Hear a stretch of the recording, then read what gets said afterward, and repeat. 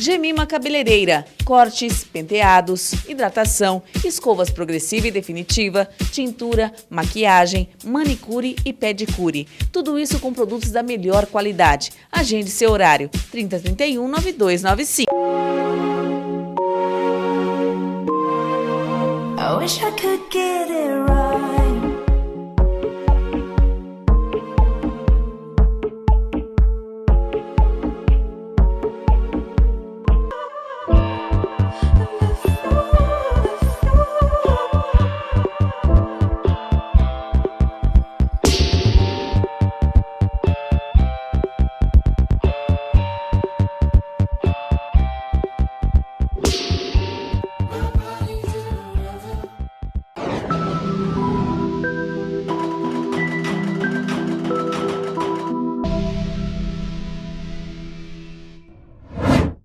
Olá, estamos iniciando mais um programa Ciranda Literária e hoje com vocês um presente inédito que eu tenho, que é a presença do Marcos Pérez. Ele lançou o livro O Evangelho segundo Hitler e hoje ele veio nos falar um pouquinho de sua obra. Olá, seja bem-vindo. Obrigado, Railda. Bom dia, é muito bom estar aqui nesse programa, estou adorando a conversa. Então, Marcos, muito me deixa lisonjeada a sua presença, porque o livro chegou a mim antes da sua presença. Eu o adquiri na Feira do Livro, na Flim, e através de uma amiga consegui o seu autógrafo. Então você até se surpreendeu quando eu entrei em contato? Pois é, você já falou que já tinha um autógrafo, eu nem me lembrava desse fato, mas foi muito bom. Daí eu me lembrei, muito bacana. Foi um evento legal em Maringá, a Flim. E agora eu quero autografar meu outro para você. Ótimo, eu fiquei muito feliz de ter encontrado. O Facebook, aliás, é uma bênção, né? Você procura, encontra os amigos e eu nem sabia que você estava morando em Maringá, que me deixou feliz, não é? Porque você morava numa cidade próxima, Astorga, né? Isso. E aí fiquei feliz, falei, nossa, mais fácil ainda de conseguir entrevistá-lo. E fiquei muito feliz do acesso que você me deu de poder vir ao programa. Ah, que legal. Eu já faz algum bom tempo, eu morei muito tempo em Astorga, a minha infância inteira. Tenho um carinho muito grande ainda por lá, mas desde os 14 anos sou de Maringá já. Eu acredito, Marcos, que o nosso encontro já estava meio predestinado. Porque aí no ano passado, eu também não consegui conhecê-lo pessoalmente. Você estava lançando o seu livro novamente na feira e eu soube do seu segundo livro, né? Aliás, deixa eu mostrar já aqui para vocês. O primeiro é O Evangelho segundo Hitler e o segundo, Que Fim Levou Juliana Klein. Mas esse nós vamos falar numa próxima entrevista. E não consegui novamente falar contigo. E hoje tenho orgulho de recebê-lo. Eu sei que todos devem ter perguntado a mesma coisa para você, mas não tem como evitar. Qual foi o impacto do Evangelho segundo Hitler? Porque nós podemos ver uma cor impactante, que é a minha cor, aliás, a minha cor atual preferida, que é o vermelho. Você fala de dois pontos divergentes, do antagonismo perceptível, né? Que é o Evangelho e Hitler. Aí, quando eu vi a primeira vez, foi pela curiosidade de saber quem havia ganho o prêmio Sesc de literatura, que todos os escritores ambicionam. Quem tem um romance, até eu aconselho a pesquisar como inscrever o livro, e pela felicidade você conseguiu esse intuito. Então gostaria que você falasse um pouquinho tanto da capa quanto do tema, da importância desse prêmio para você. Bom, quando eu comecei a escrever o Evangelho, eu não tinha pretensão de lançar para uma editora. Eu escrevia não foi meu primeiro romance, não era a primeira coisa que eu escrevia. Ele era mais uma brincadeira que eu fazia para mostrar para alguns amigos, para algumas pessoas que eram próximas a mim. E eu sabia já que nós temos um maringaense também que ganhou, que é o Marco Cremasco. Ele foi o primeiro vencedor do prêmio Sesc. Depois nós tivemos um caso muito bem sucedido aqui na literatura maringaense, que é o Oscar Nakassato, que venceu o prêmio Bem Virá e depois venceu o Jabuti com o Nihonjin, que é um livro lindíssimo também. E na verdade, quando eu escrevi, eu pensava em pouquíssimas coisas. Eu não pensava na polêmica do Evangelho segundo Hitler. Aliás, no começo não era esse nome, eu não tinha um nome pré-definido com Hitler, com o Evangelho. Eu queria escrever alguma coisa sobre o Borges, e o Borges desde o começo era a minha fonte inspiradora. Eu queria escrever sobre o tema do Judas, que aparece no conto do Borges. E eu estou falando de um tempo que é o tempo do Hitler, que é o tempo do Borges, que é aquele período de Segunda Guerra. E eu estou falando sobre coisas, quando eu vejo, já estou falando sobre coisas ligadas à religião, como o fato central do cristianismo, que é o fato da crucificação e tudo mais. Então, nesse ponto, eu vejo que eu estou falando sobre coisas, ao mesmo tempo, muito ligadas àquele tempo do Hitler, ao tempo da Segunda Guerra e ao mal, que é o mal do Judas, da crucificação, esse mal que é tradicional na doutrina cristã. Então, o grande mal naquela época, o mal temporal, era o Hitler. Então, nesse ponto, em um ponto já, o livro já estava quase completo, eu tenho a ideia de que se eu colocasse o nome O Evangelho segundo Hitler, ia causar um impacto interessante. Mas até então era um impacto para mostrar para as pessoas, para 2, 3 pessoas. Eu sempre fui avesso às polêmicas, eu nunca fui de comprar muita polêmica. Então, quando eu escrevi, eu tinha consciência muito tranquila. Primeiro que eu sou muito fã do Borges, então comparar o Borges a uma semente do nazismo não me foi muito pesado, porque eu sabia que no fim de tudo era uma homenagem a ele. E eu também não corria risco, porque eu sabia que aquilo ia ser mostrado para pouquíssimas pessoas. Aí eu decido mandar o Prêmio Sesc de Literatura quando eu vejo que nós temos exemplos na cidade que conseguiram, que é o caso do Oscar, que é o caso do Marco Cremasco. Então, nesse momento eu falo, não, talvez seja possível, né, que o livro dê algum resultado. Mas até então era uma coisa muito incerta. Eu achava que pelo nome as pessoas não iam comprar a ideia de um livro chamado do Evangelho segundo Hitler. Eu achava muito incerto. Então eu recebi com muita surpresa a notícia do prêmio. Quando o prêmio veio, eu não acreditava, as pessoas ao meu lado não acreditavam, porque até então ninguém me conhecia como escritor. As pessoas do meu trabalho, do meu convívio, muitas pessoas não sabiam que eu escrevia. Escrever era um ato muito secreto, era uma coisa muito íntima. Então o que eu mostrava, minha produção, era para pouquíssimas pessoas. Então, quando sai o resultado, há 2 surpresas. As pessoas me conhecem como escritor e as pessoas já veem esse título muito polêmico. Logo em seguida vem a capa, e a capa eu nunca imaginaria que minha entrada na literatura seria com uma capa vermelha, com um Hitler muito grande e com meu nome logo ao lado de uma suástica. Sim. Então, foi uma coisa que eu não previa. E nos primeiros meses eu confesso que eu fiquei um pouco preocupado da reação das pessoas. Então, até do que as pessoas iam achar, do que as pessoas iam falar, sei lá, para os meus avós, por exemplo. O seu filho o seu neto escreveu sobre endeusando Hitler, ou escreveu um livro nazista. E teve algumas reações se mostraram um pouco exacerbadas, pessoas que acharam que era sobre o nazismo, mas pessoas que não leram e às vezes julgaram pela capa. Mas em todo momento eu fiquei tranquilo, eu sei que eu não fui blasfemo nem com a religião, nem com o autor que eu sou muito fã, que é o Borges.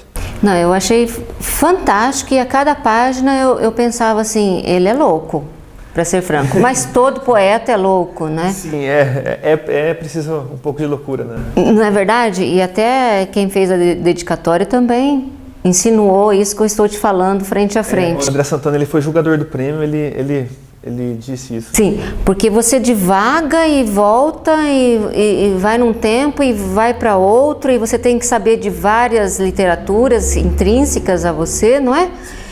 Citações, grandes nomes literários, e o que faz com que nós, leitores, que esse é o meu papel hoje, você fique ansioso em terminar o livro.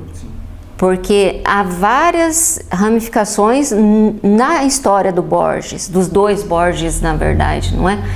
E certa feita eu li em algum lugar, até procurei lembrar onde, quem disse, e eu senti no seu livro. Eu li que para um livro ser bom, ele tem que segurar o leitor já na primeira página. E isso você conseguiu comigo, não sei com os demais. E percebi isso em você, essa artimanha não intencional. Quando você fala do que há dentro da valise.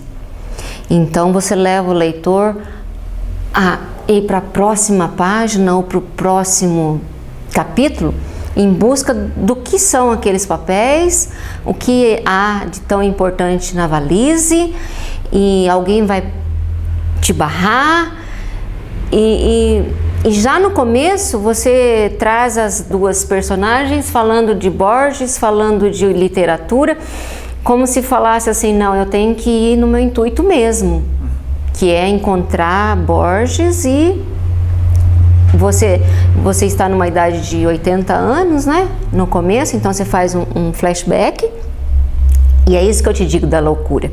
Porque o bacana num livro, que eu acho, é esse ir e vir no tempo, né? Uma literatura linear deixa o leitor meio acomodado, na verdade. Sim. Então, isso que eu senti já de começo. Uma pergunta assim que sempre fiquei pensando, né? E você meio que respondeu. Eu imaginei de te perguntar se você tinha escrito, se você tinha vivido o livro antes de escrevê-lo, ou se você foi escrevendo aleatoriamente e depois foi agrupando os capítulos, ou você viveu essa história na mente e depois sentou e escreveu. Eu sou muito metódico em relação a isso. Antes de colocar no papel a versão final do livro, eu penso muito no livro, eu tento deixar o máximo ele redondo na minha cabeça. Depois, quando eu vejo que ele está bem formado na minha cabeça, os personagens, e o começo, meio e fim, eu coloco para o papel, mas daí um papel é uma espécie de roteiro, que eu coloco o que vai acontecer em cada capítulo. É um esqueminha básico para eu me situar, para eu conhecer a geografia do romance, para eu conhecer a psicologia dos personagens. Então, para eu ter essa familiaridade com o romance, eu preciso primeiro vivê-lo. Vivê-lo, eu coloco, eu esquematizo ele de uma maneira bem minuciosa, pelo menos para mim. Então, as pessoas que olharem esse roteiro aí vão achar bem grotesco, assim, é uma coisa muito primitiva, mas ele vai funcionar para o autor. Então, quando eu olhar aquilo, eu já sei que no primeiro capítulo vai acontecer o episódio da valise, depois no capítulo 2 vai acontecer outra coisa. Então, quando eu começo a escrever de fato o romance, eu já tenho ele muito bem planejado, eu sei muito o que vai acontecer. Então, na verdade, é uma execução de uma coisa que eu já vivenciei, que eu já coloquei no papel, que eu já vivi muitas vezes na cabeça. Então, quando realmente eu escrevo, ele já está bem, eu tento deixar ele o máximo redondo. E você teve dificuldade em finalizar seu livro? Porque o grande problema também de quem escreve é dizer para si que está pronto, porque você geralmente fica incomodado. Eu acho que eu coloquei um ponto final. Eu coloquei o livro, a primeira versão do livro, eu era bem jovem quando eu escrevi, eu tinha 23, 24 anos. Ele ficou um tempo na gaveta e após isso eu decidi mandar para o Prêmio Sesc, mas ele já estava um tempo já marinando na gaveta. Então eu acho que eu tive um tempo de corrigir, de tentar observar algumas lacunas do livro.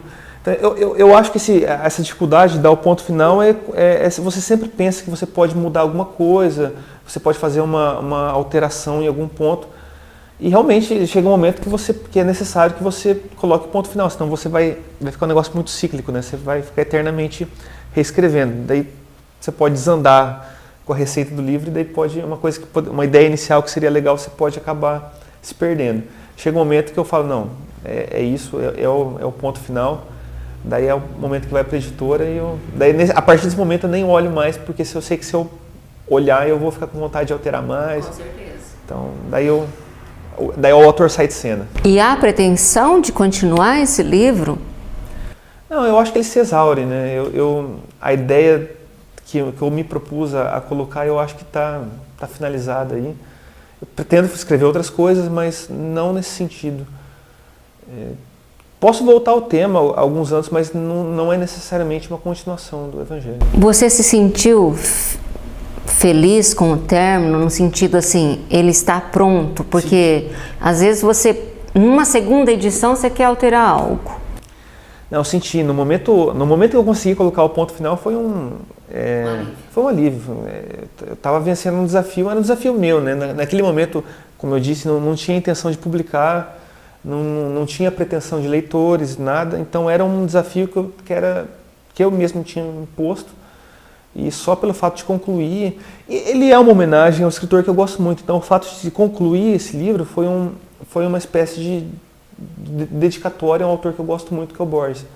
Então eu fiquei muito feliz quando eu terminei. É claro, se eu for olhar hoje e pensando em futuras edições, eu vou pensar em algumas alterações, nada estrutural, mas é claro que eu vou revisar o livro com a voz de um autor um pouco mais experiente, né? Então, da primeira versão já faz, desde o ponto em que eu tive a ideia e decidi escrever, já há quase 10 anos. Então, o autor ele mudou, com leituras novas, com experiências novas.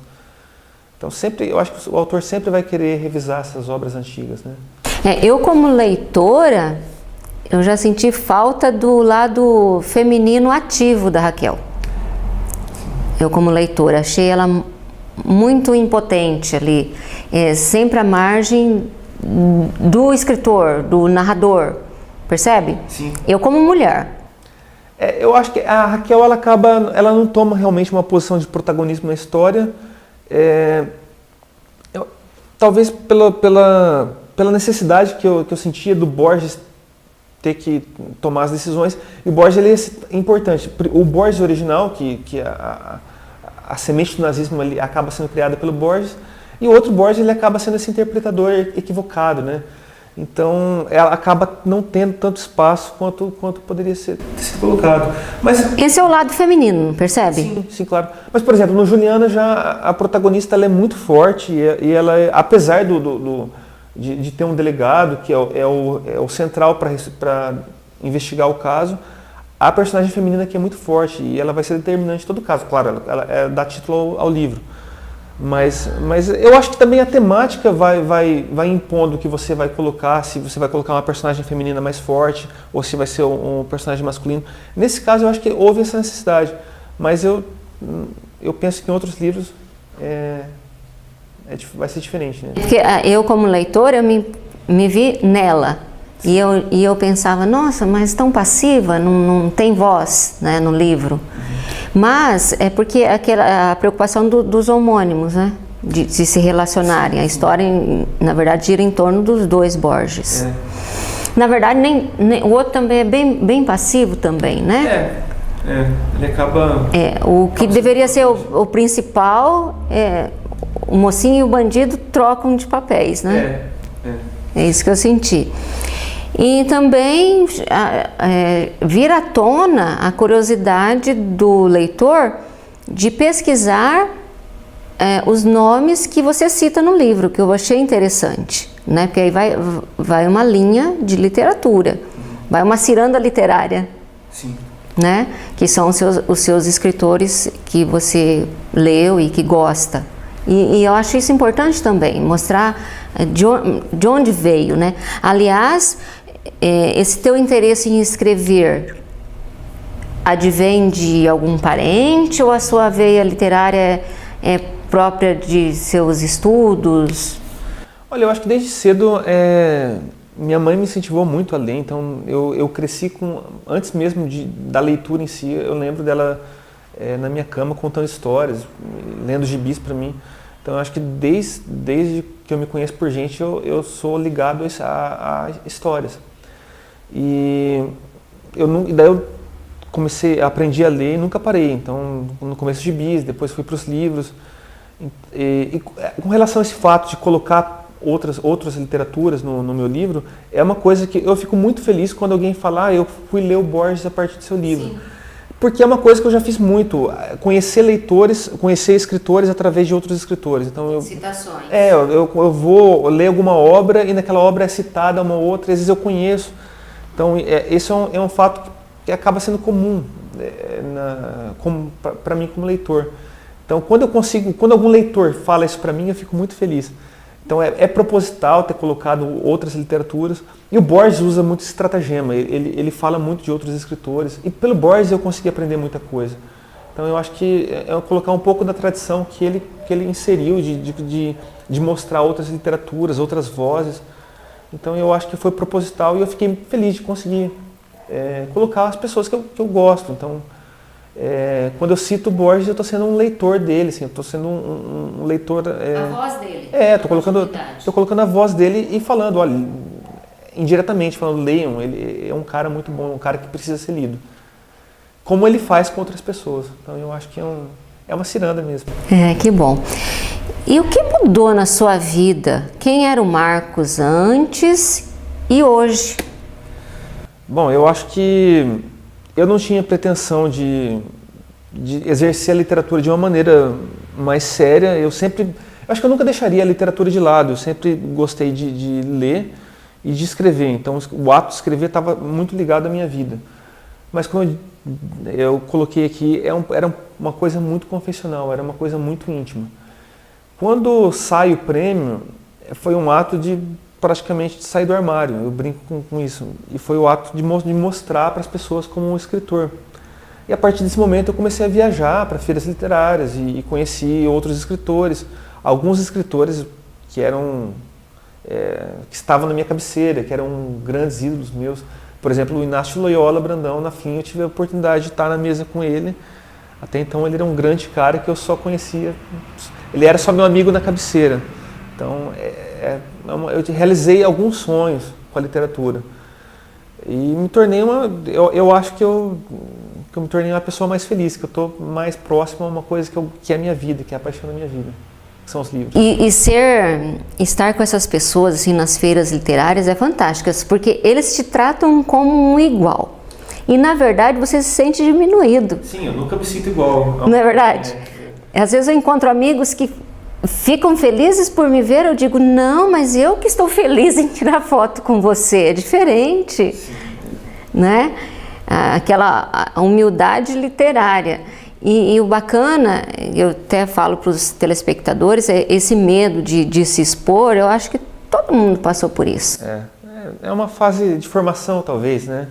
Há pessoas com um pouco mais de medo, outras um pouco menos, mas há que passar essa fase, né? E aí eu ainda brinco, né? Depois que você percebe que muitos leem, mas poucos entendem as entrelinhas.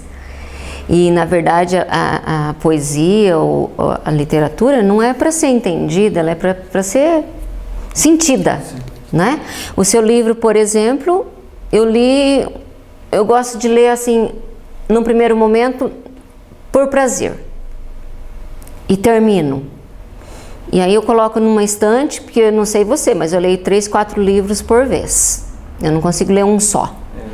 Você usa isso também ou você lê um? Eu leio vários. É uma delícia, né? E aí eu retomei, quando você aceitou vir ser entrevistado, retomei, e aí eu já perdi o medo também, porque antigamente eu meramente colocava as digitais, hoje eu já grifo tudo. Já perdi o medo também, porque eu digo é meu. Então, olha, eu já grifo todo o seu livro, já de caneta, já escrevo a lápis, perdi o medo, sabe? Que é uma coisa que é ultrapassar. Você fala, nossa, eu risquei o livro, sabe? Antigamente não tinha essa coragem de fazer isso, parecia um crime. Eu rabisco também, eu gosto de fazer anotações também. E é uma delícia, porque você põe citações e grifa e as coisas importantes. Então eu gostei também o livro em si, o papel maravilhoso, o cheiro, né? O cheiro de história, porque eu gosto de livro antigo, tempo situado no passado, né? E o contemporâneo fala muito do que nós já sabemos, né? Sim. E o próximo projeto seu, porque você lançou em feiras, né? Que nós estávamos conversando. Bom, o próximo projeto eu lancei o Juliana Klein. Eu tenho um projeto de colocar algumas histórias com esse delegado que ele aparece aqui no Juliana Klein, que é o Irineu de Freitas. Ele é um delegado aqui de Maringá. E eu pretendo colocar ele em novas histórias. O objetivo agora é que ele investigue alguns casos aqui em Maringá. Esse é o meu objetivo. Para a feira deste ano, nós temos algum trabalho? Não, eu ainda estou em gestação desse projeto. Para a feira desse ano não vai ser possível, mas espero que para o ano que vem ou para outro ano a gente consiga ter alguma coisa. Vale lembrar que a nossa FLIM, nossa feira literária, vai ocorrer em setembro, a partir do dia 13. Então quem estiver nos ouvindo e tiver interesse em lançar seus livros, entre em contato com a Secretaria de Cultura aqui de Maringá ou o nosso telefone, que nós passamos contato para vocês.